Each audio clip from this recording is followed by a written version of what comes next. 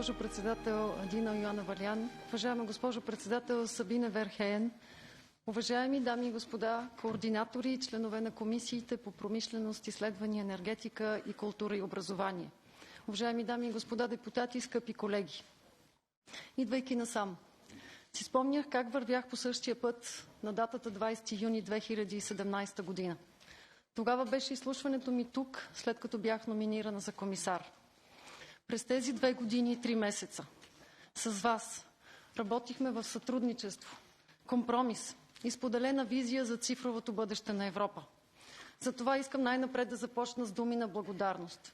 Благодарност към Европейския парламент, с всички, с които работихме по десетки цифрови досиета. Това бяха дни, нерядко и нощи, и си заслужаваше. Виждам обаче и много нови лица. С част от вас имахме много ползотворни разговори. Моето желание е сътрудничеството да продължи. Разбира се, че искам да отправя и думи на благодарност към българското правителство и премиера Бойко Борисов за доверието да бъда номинирана за член на Европейската комисия от България. Благодаря на новоизбрания председател на Европейската комисия Урсула фон дер Лайен за решителността да обедини иновациите и научните изследвания с образованието, културата, спорта и младежта и за доверието да бъда номинирана да ръководя този мащабен ресор. Не случайно започнах цифровия единен пазар. Радвам се, че много от инициативите ми в предишния ресор с този могат да получат ново измерение. И вярвам, че в следващите часове в диалог ще набелезим нови идеи, средства и инструменти за нашите научни изследователи, за иноваторите, за университетите, за учителите, за спортистите, за младите хора, за творците. Ще разчитам на вас да бъдем съмишленици в целта да постигнем такова европейско пространство на наука, образование, иновации, култура и спорт, което да бъде на висотата на очакванията на младите ни хора, на нашите граждани. И в този дух ще остана вярна на подхода, който следвах. Хората в центъра на политиките, полза в ежедневието им, без разлика между малки и големи. Този път обаче no one should be left behind. Ще опитам да надградя с think out of the box. Mesdames et messieurs les députés, c'est un immense honneur pour moi et c'est avec beaucoup d'humilité que je me présente devant vous aujourd'hui en tant que candidate au poste de membre de la Commission européenne chargée de la recherche, de l'innovation, de l'éducation, de la culture, de la jeunesse et du sport. Il s'agit pour moi d'entamer un nouveau partenariat que j'espère aussi durable et fort que pendant le mandat passé. Ce partenariat, je voudrais l'entamer dans la continuité de l'engagement pris devant vous lors de ma précédente audition. Travailler pour une Europe plus inclusive, ne laisser derrière aucun de nos citoyens. Et je pense ici en premier lieu aux millions de jeunes Européens menacés par la pauvreté et l'exclusion. Le portefeuille que voudrait me confier Madame la Présidente élue est fondamentalement novateur. Il s'étend de la recherche fondamentale au rayonnement de nos cultures, de la promotion de l'innovation à l'éducation et au sport pour tous, et bien entendu à la jeunesse européenne qui est notre plus bel atout. Il intègre des programmes phares, des programmes tels qu'Horizon Europe, Erasmus, Creative Europe, Discover EU, European Solidarity Corps.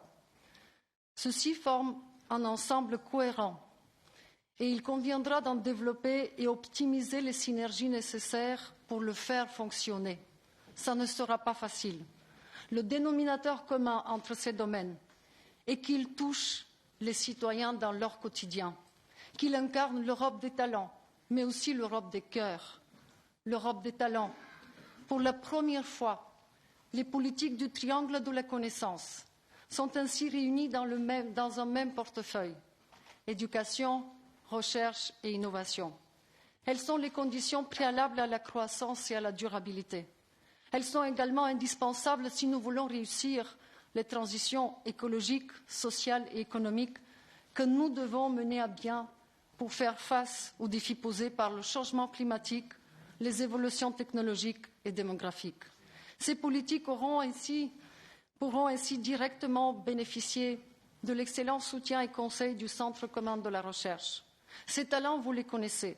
Ce sont nos chercheurs, nos enseignants, nos étudiants, nos entrepreneurs, nos innovateurs. Et cette Europe des talents, elle forme un ensemble harmonieux avec l'Europe des cœurs.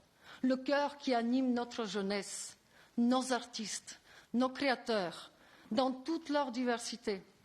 Nos sportifs, quelle que soit leur discipline ou leur niveau, ou notre patrimoine culturel dans toute sa richesse.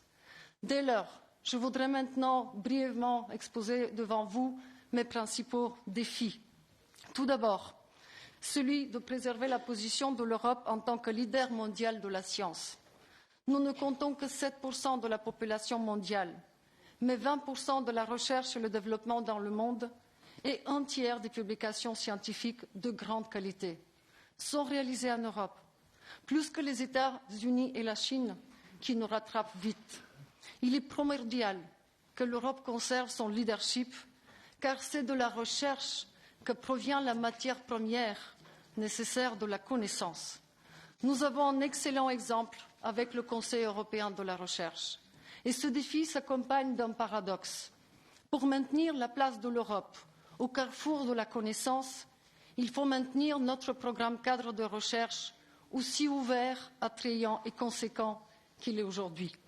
Deuxièmement, le défi de développer nos entreprises innovantes. L'Europe regorge de jeunes entreprises, mais elles ont du mal à se développer.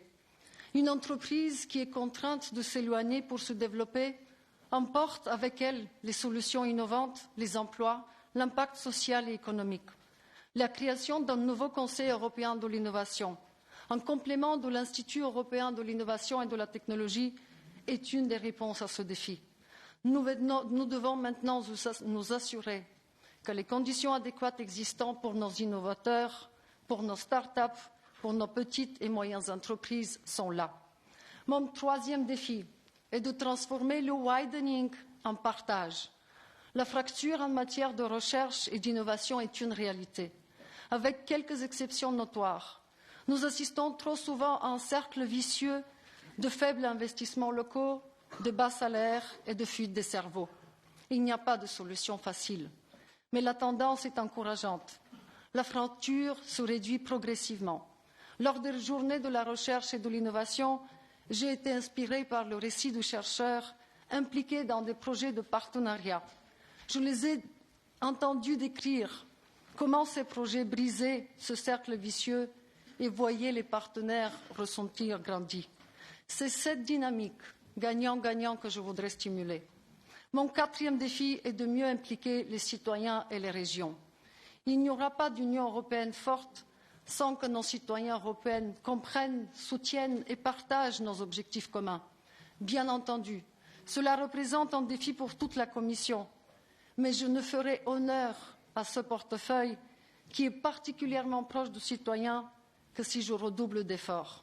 Je vous invite dès lors aussi de me rejoindre dans les initiatives que j'aurai l'occasion de décrire.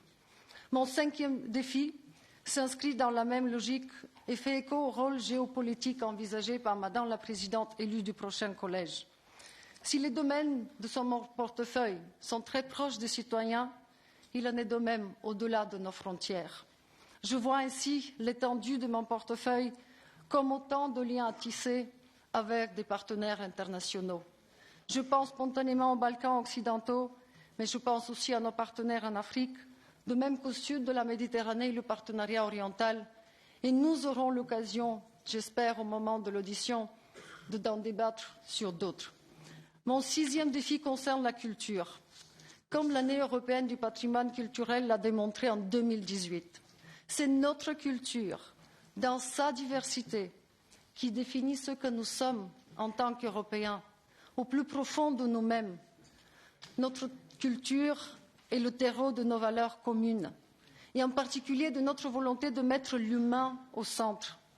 C'est donc par la préservation de notre patrimoine, le soutien à la créativité de nos artistes, la promotion de l'innovation technologique dans les domaines artistiques que nous continuerons à construire des sociétés européennes plus unies, plus apaisées, plus fortes, dans un monde de plus en plus imprévisible. Mon septième défi est tout simplement le vôtre. celui de sauvegarder notre proposition pour un budget conséquent dans tous ces domaines pour la prochaine période financière.